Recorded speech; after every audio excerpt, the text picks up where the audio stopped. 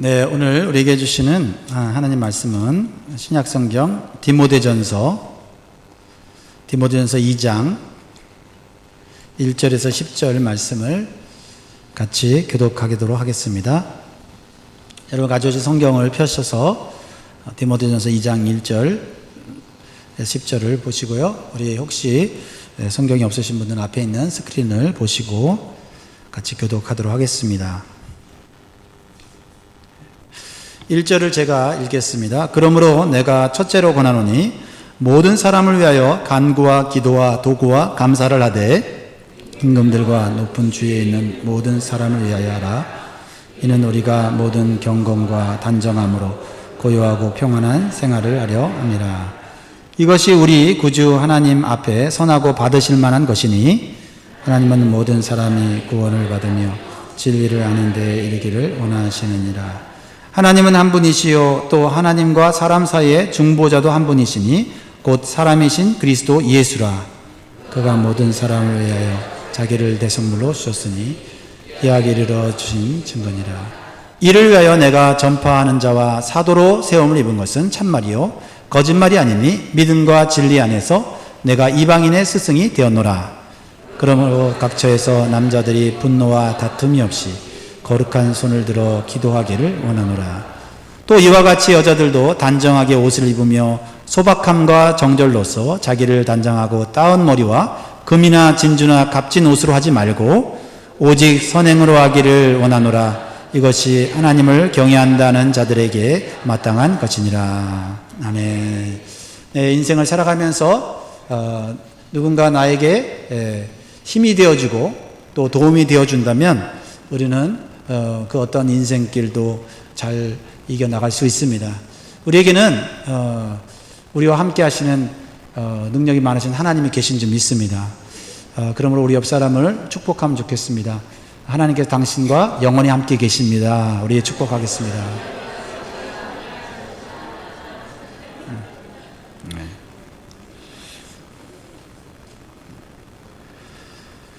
네. 성도인 우리들에게 이러한 믿음이 있습니다. 하나님께 드리는 기도가 우리의 신앙과 삶을 변화시킬 수 있다고 믿는 믿음이 우리에게 있습니다. 맞습니까? 네. 왜냐하면 우리의 기도가 간절하기 때문에 기도가 응답되는 것이 아니고 먼저는 하나님이 능력이 있으시기 때문이고 또 하나님이 우리를 사랑하시기 때문이에요. 그래서 하나님이 능력이 많으시고 사랑이 많으시다는 그 믿음을 가지고 우리가 간절히 진실되게 기도하면 하나님 우리의 삶 가운데 하나님의 뜻을 따라서 놀라운 은혜와 기적을 베풀어 주십니다. 5만 번 이상, 일생에 5만 번 이상 기도의 응답을 받았던 조지 뮬러라고 하는 분이 계신데요. 그분의 책을 여러 차례 읽어보았습니다. 그리고 생각나는 한 두 가지 정도 그분의 기도 응답에 대한 간증을 제가 기억하고 있는데, 이분은 영국에서 한 2,000여 명 되는 고아들을 날마다 먹이고 입히고 양육하는 그런 사회 사업을 하는 분이었습니다. 경기가 어려운 때에 2,000명의 고아들을 먹인다는 것은 쉬운 일이 아니었습니다. 그러나 그는 먹을 것이 없을 때마다 하나님 앞에 엎드려 기도해서 하나님 이 고아들을 먹여 살릴 수 있도록 도와주십시오 라고 기도를 했다고 합니다. 어느 날은 이제 고아들에게 먹일 음식이 다 떨어졌습니다. 그래서 어떻게 할까 고민을 하다가 자기 사무실에 가서 자기가 원래 기도하는 대로 방석 위에 무릎을 꿇고 하나님 이 고아들이 이제 굶어 죽게 생겼는데 하나님 음식을 주십시오 라고 기도를 했다고 합니다. 기도가 마쳤을 때 인근에 있는 빵을 만드는 공장에 전화가 왔다는 거예요. 우리가 빵을 만들다가 빵이 조금 탔는데 사람이 먹기에는 문제 없지만 팔기에는 문제가 있습니다. 혹시 빵이 필요하시면 가져다 드리겠습니다. 그래서 이 빵 공장에서 트럭으로 빵을 제공함으로 또 고아들이 먹고 또 생활할 수 있었다는 그런 간증을 제가 기억하고 있습니다. 또 한 번은 이분이 복음을 전하기 위해서 캐나다 퀘벡에 갈 때의 일이라고 합니다. 그가 탄 배가 뉴펀들랜드에 왔을 때 짙은 안개로 22시간 동안이나 꼼짝 못하고 있었습니다. 그는 선장을 찾아가서 토요일까지 어떤 일이 있어도 나는 퀘벡에 도착해야 됩니다 라고 말했더니 선장이 난처하다는 듯이 안개가 이렇도록 짙은데 어떻게 갑니까? 불가능합니다. 그러자 이 뮬러 목사님은 그렇다면 기관실로 가서 함께 기도해 봅시다. 그래서 선장이 말합니다. 목사님, 지금 안개가 얼마나 짙은지 아십니까? 그러자 뮬러 목사님은 이렇게 대답을 했다고 합니다. 모릅니다. 나는 안개의 짙은 농도를 보는 것이 아니라 내가 지금 보는 것은 나의 삶을 조종하시는 하나님을 바라보고 있습니다 라고 대답했습니다. 선장은 못마땅한 표정으로 기관실로 따라 들어갔습니다. 조지 뮬러는 기관실에서 열심히 기도하기 시작했습니다. 하나님, 하나님의 뜻이라면 안개를 5분 이내로 거두어 주십시오. 하나님께서 퀘벡에 만들어 놓으신 약속을 아시지 않습니까? 들어주실 줄 믿고 감사드립니다 하고 간절히 기도를 마쳤을 때 정말 잠시 후에 안개가 거짓말처럼 사라졌다고 합니다. 하나님의 뜻을 쫓아 드리는 기도는 분명히 하나님께서 어떠한 방법이든지 간에 역사하시는 줄 믿으시기 바랍니다. 이것이 우리 신앙의 기초예요. 우리에게 있는 것이 아니라 우리가 믿는 하나님에게 있는 거지요.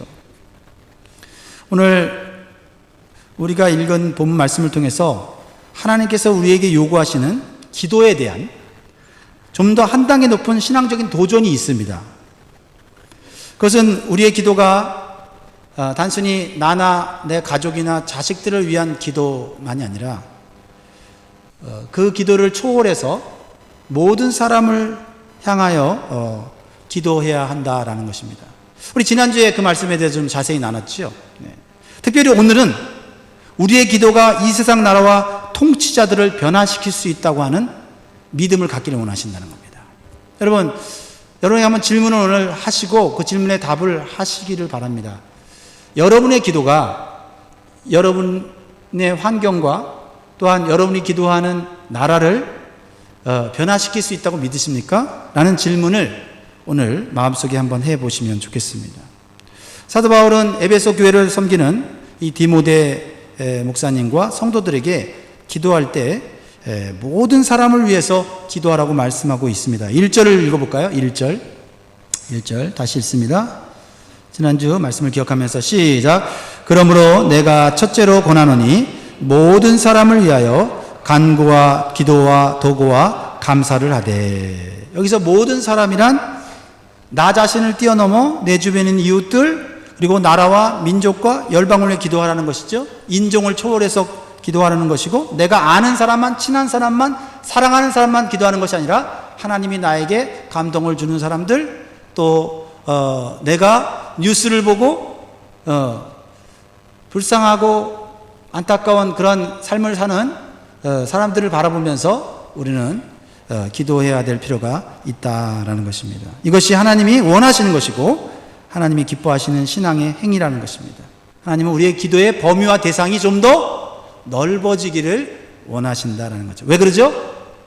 우리가 우리 가족, 우리 자식, 또 우리의 삶을 위해서만 기도할 때도 하나님은 우리에게 은혜를 주시고 응답을 주시는 줄 믿습니다. 그러나 우리가 다른 사람들을 위해서 기도할 때 하나님은 역사하심으로 우리가 더 큰 하나님의 은혜를 경험하게 되기 때문에 그렇다라는 것입니다. 물론 또한 우리는 우리의 신앙의 성장과 성숙도 동시에 이루어지는 것입니다.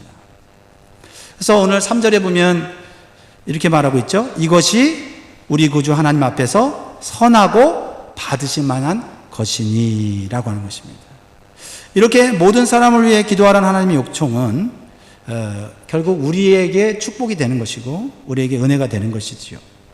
그러므로 여러분의 기도의 대상들을 더 많이 좀 늘려가시는 그런 신앙생활 되기를 간절히 소원합니다. 그러면서 2절에서 오늘 여러분과 나누고자 하는 것입니다. 특별히 기도해야 할 대상을 지정해 주고 있습니다. 모든 사람들 중에 특별히 이런 사람들을 위해서 기도하라 라고 말하고 있어요. 2절 말씀인데 누군가요? 같이 읽습니다. 시작. 임금들과 높은 지위에 있는 모든 사람을 위하여 하라. 이는 우리가 모든 경건과 단정함으로 고요하고 평안한 생활을 하려 함이라. 아멘. 이러한 중보기도의 도전은 당시 초대교회 성도들에게는 매우 불편하고 이해가 안 되는 그러한 힘든 권면일 수가 있습니다. 기독교가 1세기에 복음이 전파되고 각 지역의 교회가 이제 막 세워지는 그때에 세계를 제패한 로마 제국의 황제는 그리스도인들을 극심하게 핍박했습니다. 그들을 감옥에 가두고 때리고 그리고 심지어는 황제 숭배를 거부했다고 하는 이유로 죽이기까지 했습니다. 그러니까 이 초대교회 그리스도인들에게는 로마 제국의 황제나 그러한 그들의 관리 높은 지위에 있는 사람들은 예수 믿는 사람들에게는 두려움의 대상이고 또한 괴로움을 주고 고통을 주는 그러한 대상에 불과했습니다. 이러한 때에 사도 바울도 복음을 전하다가 돌에 맞기도 하고 매를 맞기도 하고 억울하게 감옥에 들어가는 여러 가지 고통을 받고 있었어요. 그런데 사도 바울이 선한 통치자도 아닌데 악한 통치자와 그 악한 정책을 시행하는 관리들을 기도하라는 이 권면을 했을 때 쉽게 이해가 되지 않았다라는 것입니다. 그러나 사도 바울은 성도들이 나라의 통치자와 관리들을 위해서 기도해야 할 이유를 함께 설명하고 있습니다. 선한 통치자든 악한 통치자든 우리 예수 그리스도를 믿는 사람들은 그들을 위해서 기도해야 될 이유가 의무가 있다는 것입니다. 그것이 뭐죠? 2절을 다시 볼까요? 2절을 보면 임금들과 높은 주위에 있는 모든 사람들을 위하여 하라. 이는 우리가 모든 경건과 단정함으로 고요하고 평안한 생활을 하려 함이라는 겁니다. 한마디로 우리가 평안한 신앙생활을 할 수 있기 위해서 나라의 통치자들을 위해서 기도하라는 거예요. 결국 그들을 위해 기도하는 것은 결국 누구를 위해 기도하는 거예요? 나를 위해서 우리 자신을 위한 기도라는 것입니다. 2절에서 모든 경건과 단정함으로 라는 말은 무슨 말이에요? 경건은 하나님을 믿는 믿음이죠. 그리고 단정함이라는 것은 도덕적이고 거룩한 삶을 얘기하고 있는 거예요. 하나님을 믿는 믿음을 가지고 거룩하고 윤리적이고 아름다운 삶을, 도덕적인 삶을 살기 위해서는 고요하고 평안한 생활이 필요하다는 거예요. 우리들의 신앙생활을 둘러싼 정치와 사회와 경제적인 외적 환경이 안정되어 우리의 마음의 상태가 평안하면 우리의 신앙생활의 성장도 잘 일어날 수 있다는 것입니다. 그래서 사도 바울은 이런 환경을 조성하는 데 중요한 영향력을 미치는 자들이 누구냐? 높은 지위에 있는 자들이기 때문에 그들을 위해서 기도할 필요가 있다고 권면하고 있는 것입니다. 사회가, 나라가 혼란하고 분쟁과 전쟁이 끊이지 않는다면 우리의 신앙생활도 위기에 처하고 흔들릴 수도 있습니다. 그러므로 한 나라의 시민으로 살아가는 성도인 우리는 나라의 통치자 위정자를 위해 기도해야 할 의무가 있다는 사실을 성경은 우리에게 말하고 있습니다. 여기에 이러한 중보기도를 요청한 사도 바울은 확실하고 견고한 믿음의 근거가 있어요. 그들이 무섭기 때문에, 그들이 힘을 가지고 악한 정책을 피우면 일반 시민들이 공포에 떨고 불이익을 당하기 때문이 아닙니다. 그것만이 아닙니다. 사도 바울이 가졌던 견고한 믿음의 근거는 바로 이 세상을 통치하시는 하나님이십니다. 이 세상 통치자와 높은 관리들을 위해 기도하라는 것은 이 세상 통치자들 위에서 통치하고 계시는, 다스리고 계시는 분이 누구다? 바로 하나님이시다는 거예요.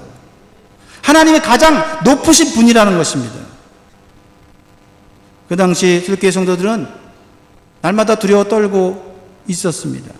예수 그리스도를 믿고 구원받았고 행복한 교회 생활을 시작했지만은 로마 황제는 예수 그리스도를 믿는 자들을 가만두지 않았습니다. 온갖 죄목을 만들어서 예수 믿는 사람들을 소탕하려고, 완전 없애려고 했던 것입니다.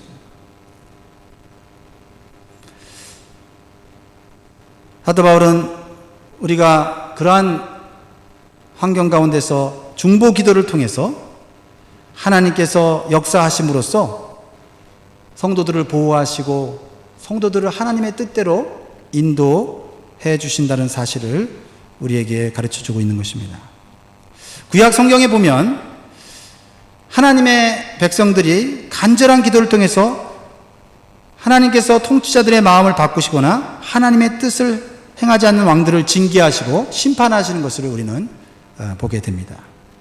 여러분들이 잘 아시는 대로 출애굽기에 가보면 이스라엘 백성들이 애굽에서 430년 동안 노예로 고통받고 있었습니다.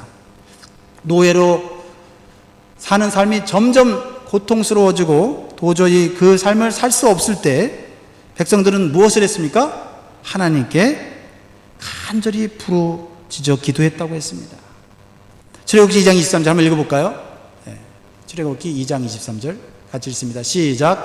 여러 해 후에 애굽 왕은 죽었고 이스라엘 자손은 고된 노동으로 말미암아 탄식하며 부르짖으니 그 고된 노동으로 말미암아 부르짖는 소리가 하나님께 상달된지라.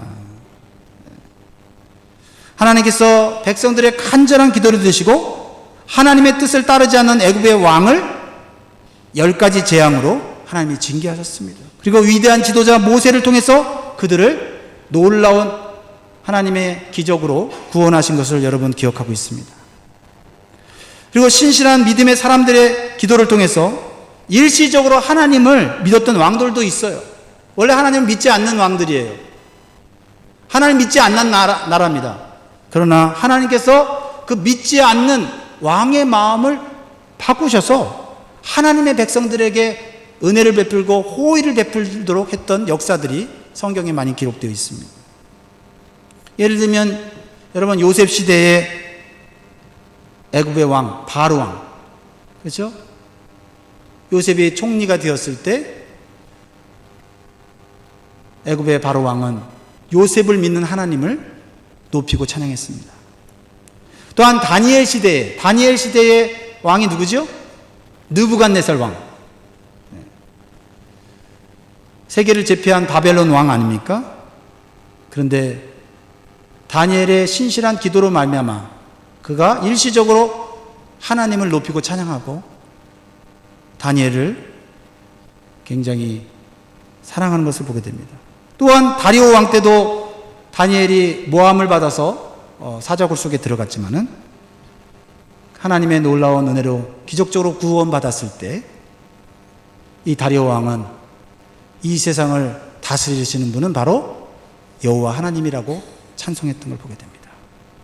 더욱 놀라운 것은 이스라엘 백성들이 하나님을 배반하고 우상 숭배해서 하나님의 징계를 받아 바벨론으로 포로로 잡혀갔을 때 그들은 바벨론에서 자신의 잘못을 회개하고 하나님 우리를 살려주십시오, 다시 회복시켜 주십시오라고 기도했을 때 하나님을 믿지 않았던 페르시아 왕 고레스라고 하는 왕이 이 바벨론을 정복한 이후에 명령을 내려서 하나님을 믿는 이스라엘 백성들은 고국으로 돌아가서 성전을 짓고 예배를 드리려고 하는 놀라운 은혜를 베푼 것을 기억합니다. 그들이 하나님을 믿는 신실한 하나님의 사람들이 아니었지만 하나님께서 하나님의 백성들이 하나님 앞에 회개하며 부르짖었을 때 하나님께서 악한 통치자들의 마음을 바꿔주시고 또 하나님의 뜻을 온전히 행하지 않는 악한 통치자들을 심판하시는 것을 우리는 보게 됩니다. 사도 바울은 세상의 통치자들에게 권세를 주신 분이 하나님이신 것을 분명히 알고 있었습니다. 그래서 기본적으로 시민들은 통치자들에게 복종하는 것이 기본적인 의무라고 가르쳤습니다. 로마서 13장 1절 한번 읽어볼까요? 13장 1절 읽겠습니다. 시작. 각 사람은 위에 있는 권세들에게 복종하라. 권세는 하나님으로부터 나지 않음이 없나니 모든 권세는 다 하나님께서 정하신 바라. 성도는 이 세상의 권세자들이 하나님의 뜻을 따라 선한 사역자들이 되도록 기도해야 한다라는 것입니다. 초대교회 때 신실한 교회 지도자들이 나라와 황제를 위해서 기도했던 역사적인 기록들이 많이 있습니다. 그들은 이 하나님의 말씀을 신실하게 지키고 권세가 하늘로부터 왔기 때문에 자신이 속한 나라의 통치자들에게 순종하고 복종하였습니다. 그러나 하나님의 뜻에 어긋나는 일까지 복종하거나 순종하지는 않았습니다. 교회 지도자였던 타티아누스라고 하는 분은 이렇게 얘기했습니다. 황제가 우리에게 공물을 바치라고 하는가? 그렇다면 기꺼이 바치자. 지배자는 우리에게 봉사할 것과 예속할 것을 요구하는가? 그렇다면 봉사와 예속을 인정하자. 그러나 인간은 인간으로서 존경을 받아야만 하고 참으로 인간이 숭배할 대상은 오직 하나님 뿐이다 라고 분명히 말하고 있습니다. 교회는 죄가 되지 않는 한 법과 질서를 따라 통치하는 통치자들을 위해서 기도하고 또한 순종해야 될 의무가 있다고 가르친 것입니다. 안디옥의 데오필루스라고 하는 교회 지도자는 이렇게 말하고 있어요. 참 이게 저에게는 많이 마음에 와닿는데요. 잘 들어보세요. 내가 황제에게 주는 영광은 보다 큰 것이다. 왜냐하면 내가 그를 예배하는 것이 아니라 그를 위해서 기도하고 있기 때문이다. 나는 참다운 하나님 외에는 어떠한 것도 예배하지 않는다. 왜냐하면 황제도 하나님께로부터 임명받은 자라는 것을 내가 잘 알고 있기 때문이다. 그러므로 황제에게 호의를 가지고 그를 따르고 그를 위해 기도하는 자는 황제에게 참다운 영광을 돌려야 한다라고 했습니다. 통치자를 위해서 기도하는 것이 통치자에게 영광이라는 거예요. 통치자를 숭배하도록 하는 것은 하나님 앞에 거역하는 것입니다. 그러나 통치자를 위해서 기도하는 것은 하나님의 뜻을 따르는 올바른 행위라는 것입니다. 이러한 초대교회 성도들의 통치자들을 위한 간절한 기도가 많았습니다. 그럴 때 주후 313년에 로마에 이런 변화가 일어났어요. 로마 황제였던 갈레리우스라고 하는 황제는 기독교인들에게 자신을 위해 기도할 것을 요청했습니다. 그리고 나라를 위해 기도하는 그리스도인들에게 은혜와 특권을 부여하겠다고 하였던 것입니다. 사랑하는 성도 여러분, 우리가 살아가고 있는 미국, 또 우리가 또 조국으로 여기는 한국에 통치자들이 있습니다. 여러분 각자의 정치적인 어떤 견해를 따라서 잘하고 있다, 못하고 있다 생각할 수 있을 것입니다. 그것은 여러분이 가진 자유의 선택이겠죠. 그러나 우리가 성도로서 공통적으로 해야 되는 건 뭐냐면 그 통치자들을 위해서 기도해야 한다는 겁니다. 그들이 하나님의 선한 뜻을 따라 정책을 만들고 하나님이 주신 권세를 가지고 올바로 사용하도록 우리는 계속해서 하나님 앞에 기도함으로 하나님이 그들의 마음을 감동시키고 그들을 하나님의 뜻대로 나라를 다스리도록 해야 하는 것입니다. 물론 계속해서 악을 행하고 계속해서 하나님께서 저버린다면 하나님께서 징계하시고 심판할 것은 또한 당연한 것입니다. 두 번째로 성도인 우리가 나라의 통치자들을 위해 기도해야 하는 더욱 중요한 이유는 무엇이냐면 구원의 복음이 온 세상에 효과적으로 전파되기 위해서입니다. 이것이 하나님께서 원하시는 것이에요. 하나님께서는 모든 사람이 구원받기를 원하시기 때문에 그렇습니다. 우리가 보기에 선한 사람도 우리가 보기에 악한 사람도 하나님은 구원하기를 원하십니다. 오늘 말씀 4절을 같이 한번 읽어보겠습니다. 4절 말씀 같이 읽습니다. 시작. 하나님은 모든 사람이 구원을 받으며 진리를 아는 데에 이르기를 원하시느니라. 아멘. 믿으십니까? 이것이 하나님의 믿음이고 우리가 모든 사람을 위해서 기도해야 될 이유인 것입니다. 이 모든 사람 안에는 황제 숭배를 강요하는 당시의 임금들과 높은 주위에 있는 사람들도 포함되어 있었다는 것입니다. 구원받고 진리 가운데 거하기를 원하시는 하나님의 뜻에는 누구에게나 해당된다는 사실을 기억하시기 바라고요. 혹시 여러분 가족 중에 예수님을 믿지 않고 자기가 하나님인 것처럼 자신의 인생을 살아가는 사람들이 여러분의 기도로 말미암아 인생의 참 창조주 하나님, 구원의 하나님을 만날 수 있기를 간절히 소원합니다. 나라가 평안하거나 통치자들의 핍박이 없을 때 복음은 더욱 쉽게 전파될 수가 있습니다. 그러나 나라가 전쟁이 일어나거나 악한 통치자가 교회를 핍박할 때 복음을 전파하기가 힘들고 또한 고통스러웠던 것을 우리는 보게 됩니다. 우리 한국의 경우도 보면요, 일제 36년의 식민 통치가 있었습니다. 그때 교회가 평온치 못했습니다. 박해와 시련 속에서 순교자를 냈습니다. 그리고 믿음을 지킨 그러한 훌륭한 성도들도 있었습니다. 하지만 그 당시 조사를 보면 그때 신자수가, 개신교의 신자수가 70만 명이었는데 일제 핍박으로 인해서 반으로 줄어들었다고 합니다. 또한 6.25 전쟁으로 인해서 말미암아 동족 상잔의 비극을 맞이했을 때 교회가 평안할 수가 없었음을 우리는 잘 압니다. 예수 믿는 사람들을 잡아 죽이고 교회를 불태웠습니다. 그래서 북한의 많은 성도들이 북한에서 신앙생활하지 못하고 남한으로 내려와서 신앙생활을 하면서 교회를 세웠던 것을 우리는 기억합니다. 지금 중국과 인도는 기독교를 적극적으로 핍박하고 있어요. 그래서 미국과 한국에서 파송된 선교사들을 내쫓고 있습니다. 그리고 정부에 협조하지 않는 교회들을 다 폐쇄하고 있다고 합니다. 선교사님들의 선교 편지를 보면 최근에 그러한 사실들을 잘 알 수가 있어요. 통치자들이 하나님의 선한 뜻과 양심을 거스리는 악한 일을 한다면 결국 고통받는 것은 복음을 전하는 하나님의 성도들인 것입니다. 그래서 우리는 그들을 위해서 기도해야 합니다. 그리고 나라가 평온하도록 기도해야 되고 나라의 통치자가 올바른 정치를 할 수 있도록 계속 기도해야 되고, 비록 우리의 뜻과 우리의 생각대로 되어지지 않는다 할지라도 우리는 계속해서 하나님께 호소함으로써 우리의 신앙을 지키고 경건하고 아름다운 삶을 살기에 힘써야 될지 믿습니다. 세계 2차 대전 중에 있었던 일인데 영국의 윈스턴 처칠이라는 분이 계십니다. 영국의 수상이죠. 그의 전기를 보면 이런 일화가 있습니다.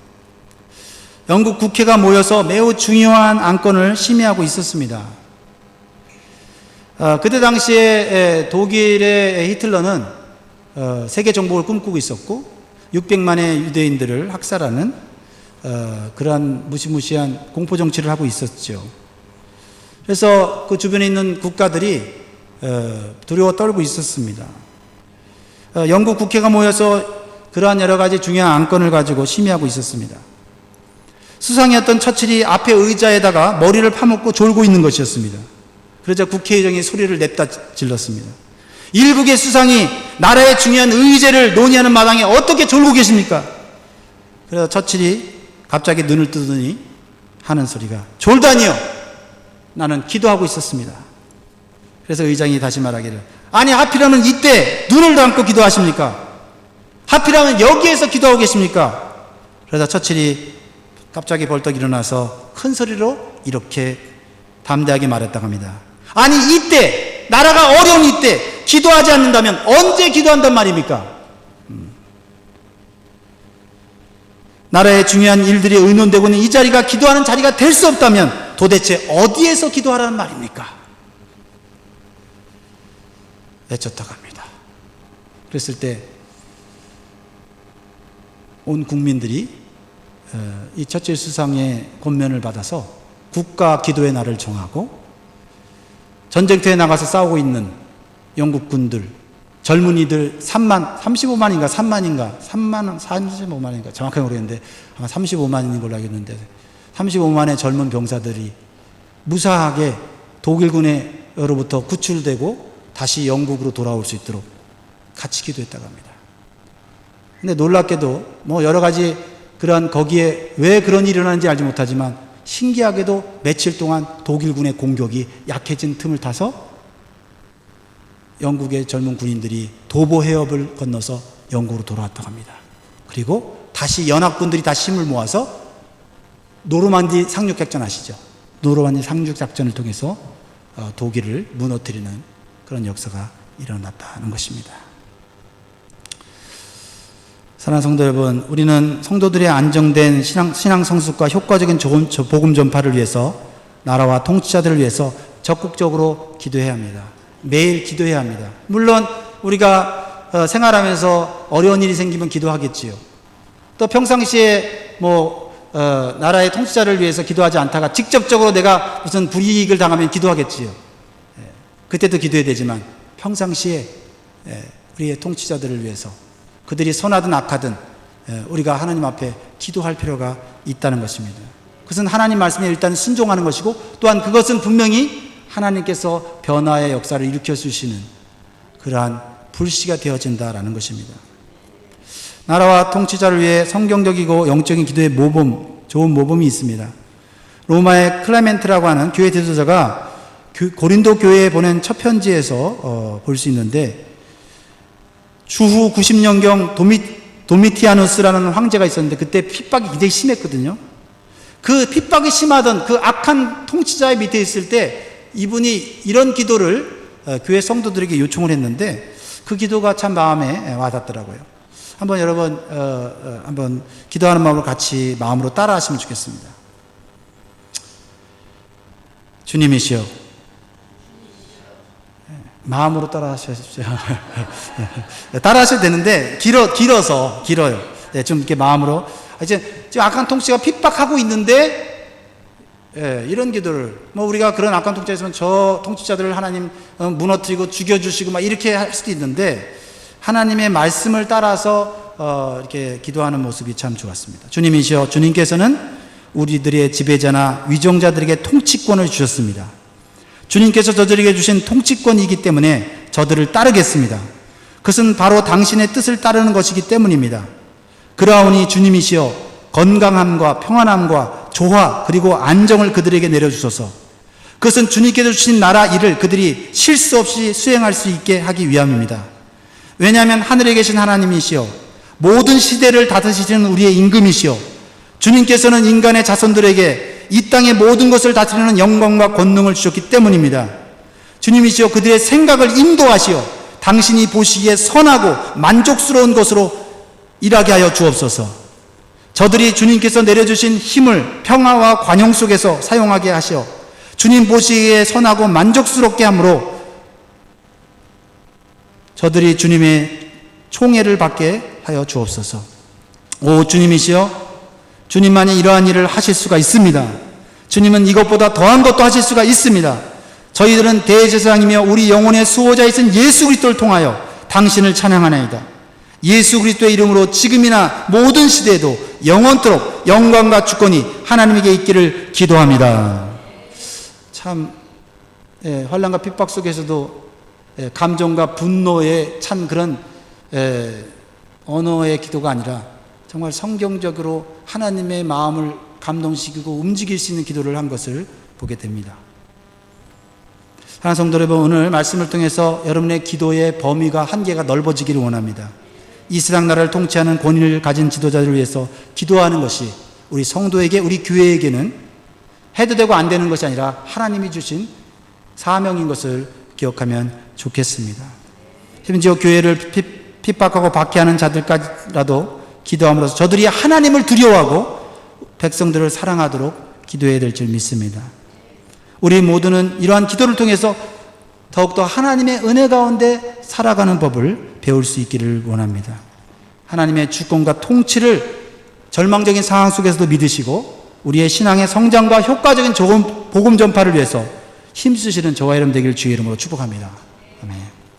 우리 같이 시간 같이 찬양하면서 우리 나라와 민족을 위해서, 통치자들을 위해서, 또 여러분에게 직접적으로 영향을 주는 직장의 상사들을 위해서, 또 여러분 자녀들의 학교의 교장 선생님이나 우리 선생님들을 위해서, 여러분 삶에 영향을 주는 그러한 건세를 받은 자들을 위해서 우리가 하나님 앞에 기도하면 좋겠습니다.